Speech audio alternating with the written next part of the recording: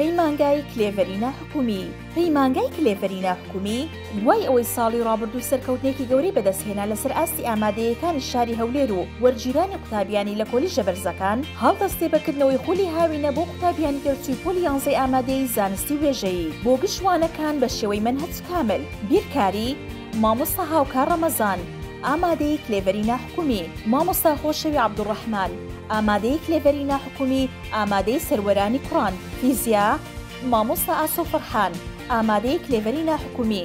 مامۆستا شۆڕش ڕەفیق، ئامادەی کلێڤەرینە حکومی، ئامادەی هەولێری کچان. کیمیا مامۆستا حوسێن ڕەسوڵ، ئامادەی کلێڤەرینە حکومی.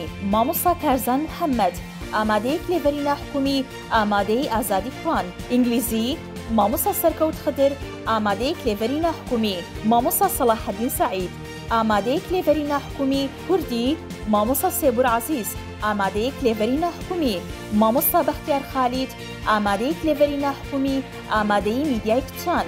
زیندەوەرزانی مامۆستا ئیسماعیل عەلی، ئامادەی کلێڤەرینە حکومی، ئامادەی ئازادی کوڕان. عەرەبی مامۆستا دڵشاد ئەحمەد، ئامادەی کلێڤەرینە حکومی.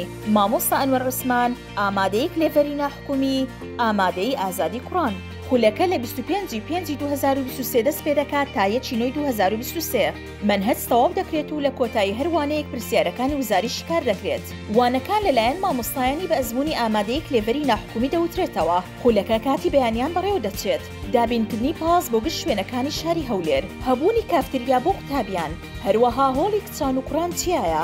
ناونیشان هەولێر گەڕەکی فەرمانبەران ناو بینای ئامادەی کلێڤەرینە حکومی دەنیش مزگەوتی شەهید و ئەنفال.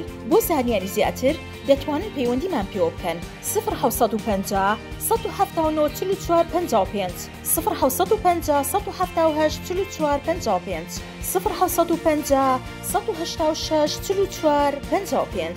پەیمانگای کلێڤەرینە حکومی.